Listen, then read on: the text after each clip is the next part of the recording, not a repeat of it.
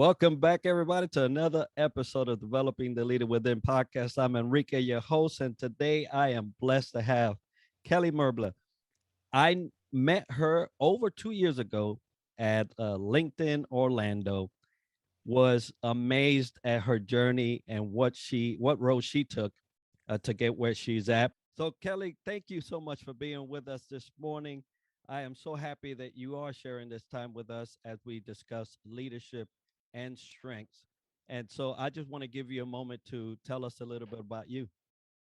Thanks, Enrique, for having me. And it's so nice to be here to spend the morning with you. And I live here in West Palm Beach, born and raised, native Floridian, and just who I am is I'm just like a lot of people that are listening in. You know, I'm a busy working mom. I have two boys, two teenage boys. So if you can relate, I'll buy you a drink after this, maybe. But I'm based here in West Palm Beach, and I am just very passionate about developing leaders. I started my own leadership consulting firm. It'll be 4 years ago in January of this coming 2022, but I focus on helping organizations build strengths-based cultures and values-based cultures. I do a lot of executive coaching with leaders inside organizations focusing on strengths-based leadership. And I love to do keynote speaking at conferences. So I get to dabble in a lot of different things, and it really plays to my strengths, the way that I can really add value to the world. Well, I tell you, I love what you do in leading folks to their strength. And that's the reason why we're talking specifically about that topic today. Now, we share a common background in John Maxwell training, Yep. as well as Yeah. the coffee. Now, I told you I'm wearing my orange because of That's your right. orange coffee cup, right? So it's a wonderful thing to share. And so uh, most of the things that leaders are challenged with Mhm. is that we're always finding weaknesses. It's Of course. it's it's kind of like a human thing to Mhm. automatically find the weakness, and we seldom take time to find our strengths, to add to those strengths and fine tune those to make us the better version of who we were yesterday.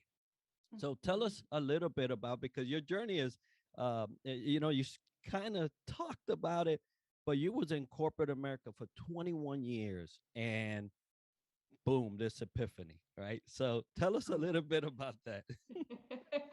Yeah, and I always say this because it's funny when I think about it. I was in corporate America for 21 years, so by the time I hit my 21st anniversary in the organization, I always said I was legally allowed to drink by then, because I was 21.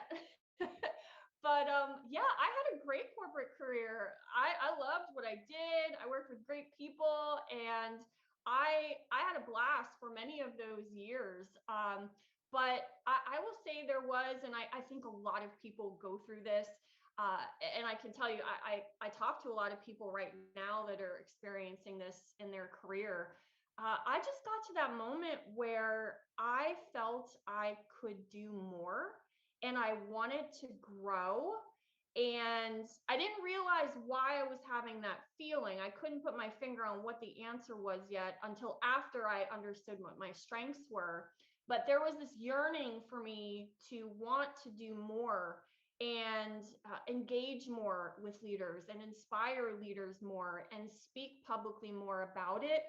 And I think a lot of times when we're in those moments, we feel like we're crazy sometimes. Like, why are we feeling this way? We have such a great career and we've been successful, so why don't we just keep on that road?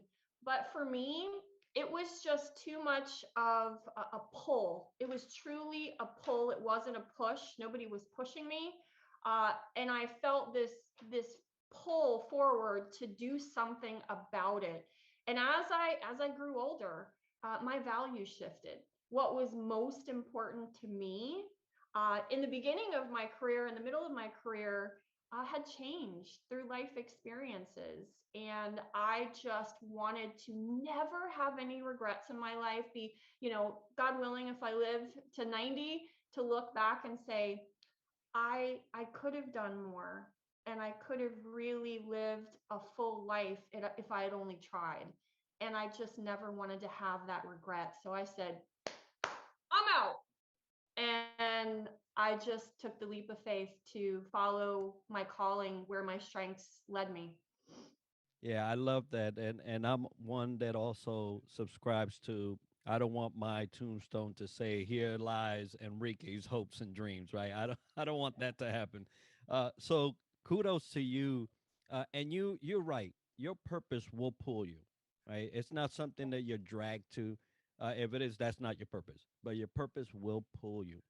So talking about purpose, and a lot of people purpose in their heart to become leaders at one point of time in their life. A lot of people don't aren't ready really for what leadership demands.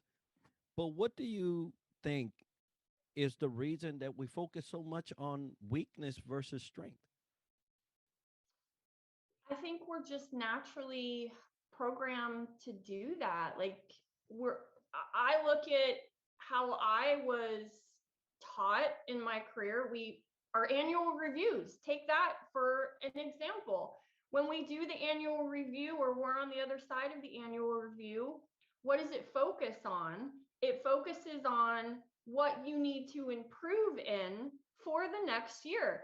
And that's how corporate America for the most part is conditioned, and that's what we bring to our leaders. It's We're focusing on that 58 minutes of that 1 hour of what do you need to do better, Enrique, to have a great 2022, and let's work in getting you better here, instead of taking those 58 minutes and really analyzing what made you successful this year and what strengths did you play to that we can really form your individual development plan and build around to make you more successful. Now, we're not going to forget weaknesses.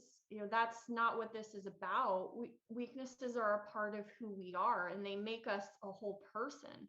But there's so much research and data and case studies that the Gallup organization, where I was certified, has done all over the world, where when you focus on what people do best instead of fixating on what they do wrong or not as well, that's where you have the potential for the most progress and success.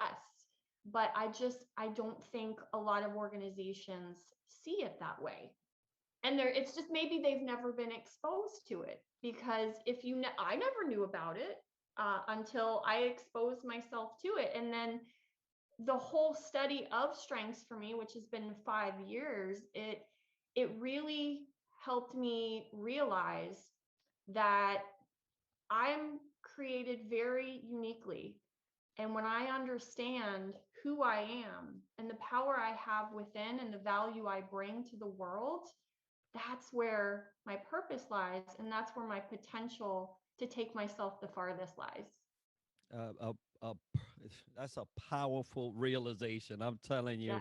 you, and folks that are listening, once you get to that point, there's just no turning back. Your purpose, Sure. like we mentioned earlier, will pull you, and you have no other alternative. I mean, you can go ahead and prick against the thorn if you want, but it will pull you in that direction. And I hope you listen.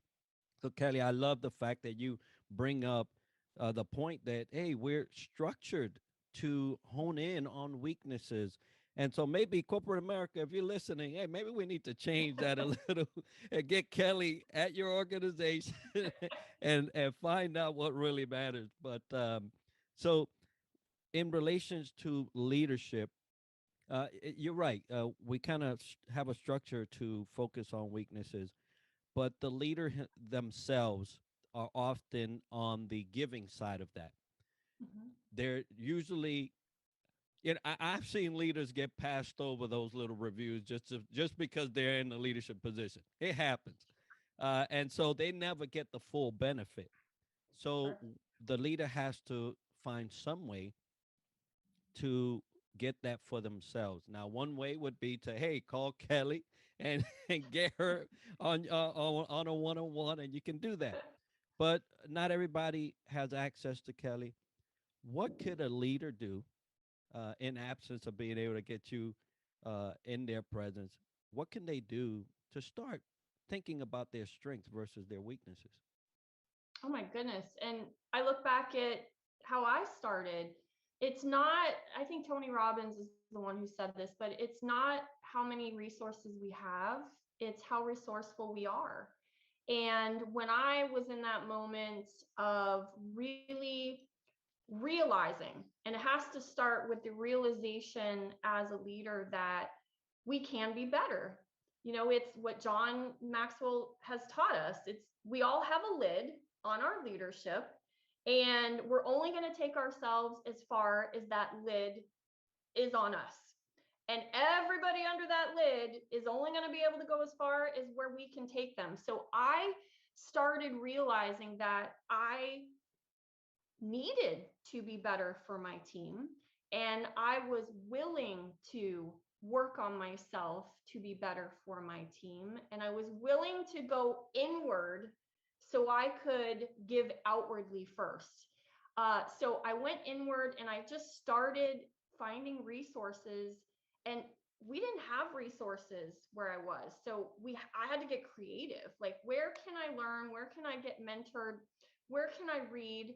And the, the best website I ever found, and I'll give your followers a tip here. So, guys, grab your pen. The best website I ever found that I use to this day that's free is www.google.com. And literally, I started reading and studying and following what the best leaders did. And there was an alignment in following strengths. And when you look at who are some of the best leaders out there or the best people that are just successful, you don't have to be famous to be successful, but what are they doing that there's a common alignment?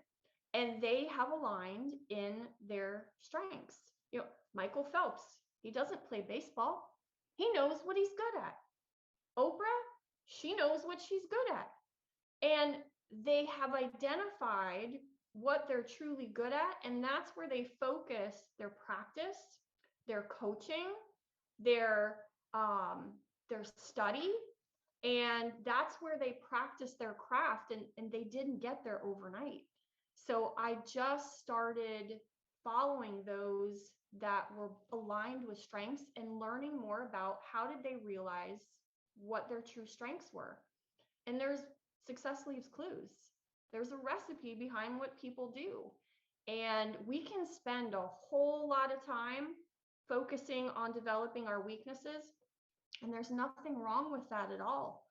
But we're only going to take ourselves so far versus if we focus 80% of our time developing our strengths, that's where it's not a question of how long will it take anymore for me.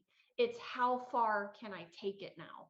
And every year I develop further on that level of my lid because I'm focusing on developing what I'm truly naturally gifted at. And that's where I've seen myself grow the most and be most successful. Yeah, that's amazing. And you mentioned something right early on, realizing that you need it and being willing to go Yep. after it, two different things. And I think leaders get stuck in between those two. Sure. A lot of people know what they need to do and Sure. what they need to ingest to get themselves better, but the will is not there, or some excuse pops up, and that becomes the primary thought, and there it goes, right? Yep. So for leaders that are listening, and you also mentioned it's not the resources. Obviously, in 2021, it Yeah. is not whether you can find the information, is are you willing to find it and actually apply it, because there's a ton and you're right, Google did it, a ton of Mhm. information for leaders to digest and get better on their own. um, you know, a lot of leaders will complain about, I don't have that here and I don't have that here. I was one that subscribed to, hey, when there's not a door, build one, Yep, right? Uh, absolutely. Yeah. build it, build it, because guess what? We got hands. That's So right. I I like to bust it down. If there's not a door, I am going to bust it down or climb over it, go around it, go through it, under it, whatever. do what you need to do to get yourself to Yep. the other side, because it really, you know, what leaders forget in their day to day is that there's this trail of other people behind us that Yep. are looking at us consistently. You Yep. think they're not looking, oh, but they're looking, and Oh, they're yes, they're looking. listening.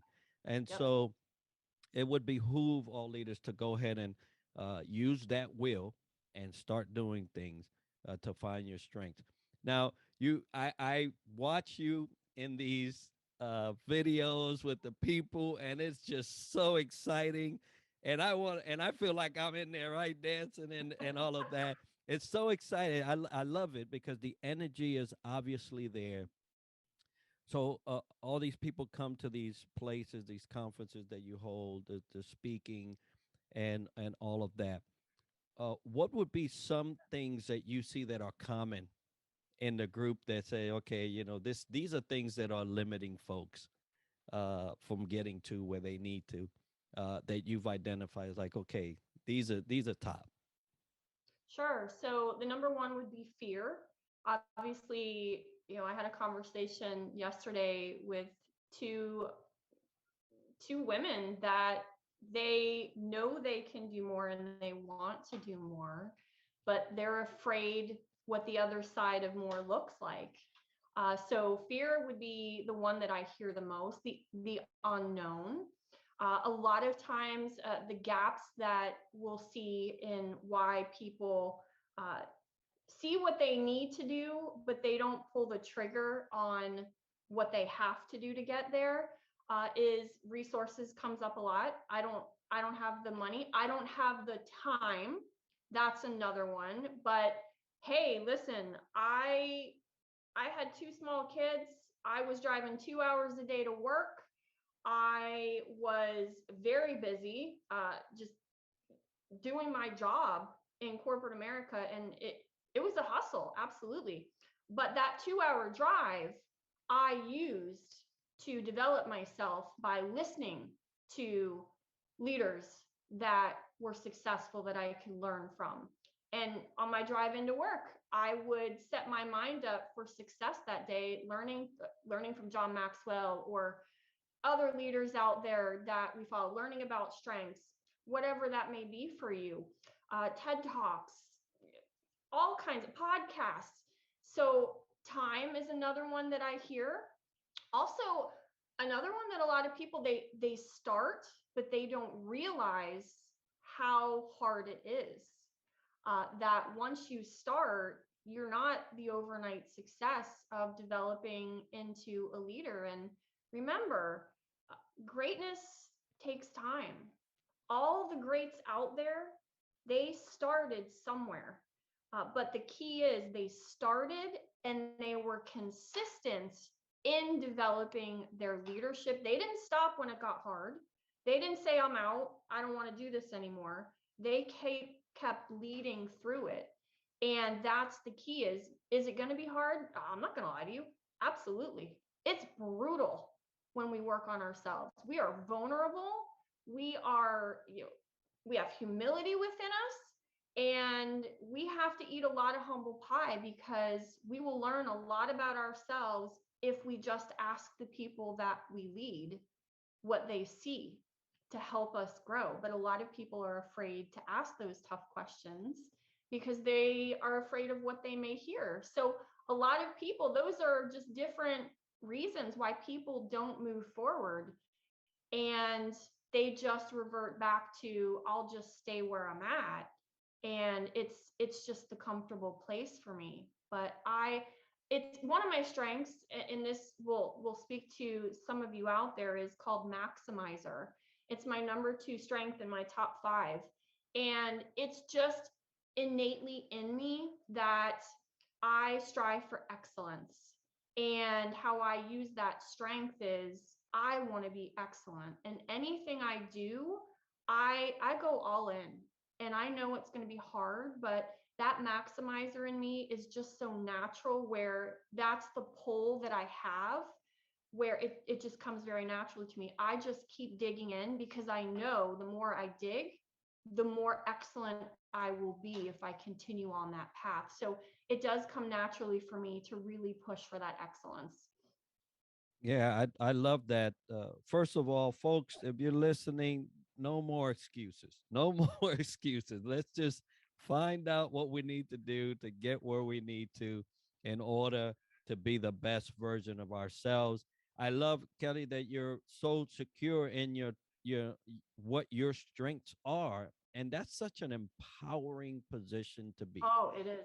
where you could say, "Hey, this is me. I'm," and top number two of my top five. It sounds like a show in itself, Yeah. right? So, um, eh, how would people that are trying to struggle, or struggling in trying to identify their strengths, what can they do today? Because we're going to share your speaking and Sure. all of that here in a little bit. But what can they do today to start on that road of finding their strength?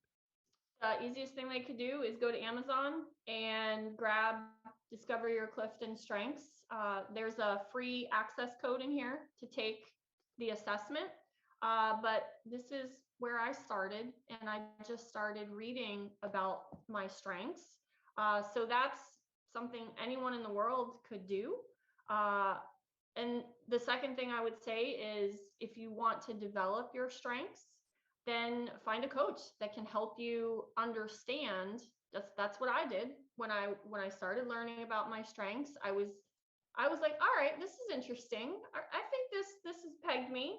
Now I need to know how to use it, what to do with it. And that's where the coach really came in for me to develop um, a development plan for myself around my strengths of how I can use them, how I can really understand the power, where I need to program them as far as how do I apply them in the work that I'm paid to do, and how do I communicate them. This is a key piece, especially in a situation where you're working with others, leading others, working on a team with others. A lot of people misunderstand each other. A lot of miscommunication goes on in cultures. Communication is the number one thing I'm called into to help organizations work with on their culture. It's the number one ask that they have a challenge on. And what I've learned through using strengths, when we understand who we understand the value we bring. And when we understand our strengths, we can communicate in a common language to our team members. What is it we do well? Where do we need help? And who is also a complementary partner that we can align with, that supports us in that area that we're just not as good at? Who do we need around us that will help us complement our strengths? So it absolutely plays into communication. And so starting with taking your strengths and then aligning with a coach that can help you understand it and apply it in the work that you do. Your strengths can be used in so many ways, but a lot of people just don't understand how to leverage them. Yes, I agree. And it's funny that you mentioned communication as I did a survey a year and a half ago on LinkedIn communication. It was like red hot, right? Sure. It seems to be that we continuously have a problem with communication, but there's a way around it. And so thank you for sharing that, Kelly, with us. I'm seeing a surge in book sales coming up I for wish the I Gallup. wrote it. Gallup, get ready. Yeah, get ready. So I could sit and talk to you all day long, Kelly. But if someone wanted to get a hold of you, have you come to their corporation, have them come to your event and speak, how would they do that? Sure. Basically, go to my website. It's www.kellymerblerco.com. You'll get a feel for my programs that I'm commonly asked to do. And you can connect with me there. And the number one way, of course, would be LinkedIn. I mean, that's where I have the most presence and where I communicate. Or Kelly at the kellymerblercompany.com is my direct email. If it's a speaking engagement, I'm so excited. I now have a speaker manager that handles all of my speaking inquiries. So I would connect them with Melissa Spencer, and she would help them get the information on what their event entails, what they're looking for, and then help put the program together. So I'm so excited. I now have a second team member. Kelly Merbler times two. This is great. I love it. And folks, I'm gonna have that information as part of the video show notes, so you can have all that at at the hand, at the ready, so that you can communicate with Kelly. Kelly, thank you so much for sharing your morning with me. I'm looking forward to seeing more reports of what you're doing via LinkedIn. I'm one of your biggest fans, and I just wish you all the success. Like I wear this shirt, right? But I wish you all the Thanks, success in the Enrique. world. And folks, don't be shy. Reach out to Kelly. She's available. Obviously, she's screening now. So hey, that's good. That's good because she brings a high quality product to your company. You will never regret having Kelly come and teach you guys about strength. So thank you so Yeah. much. Any parting words on for our listeners concerning strength that you might want to give? Just remember, each and every one of you that is taking the time to listen to this, that we all have something unique within us, our strengths, and that combination of strengths that we were given is only a combination that we each have. That's what makes us so individualized and so just perfectly creative, because we can only do things the way that we do things. And just remember, you each have a gift, and don't keep it in the box.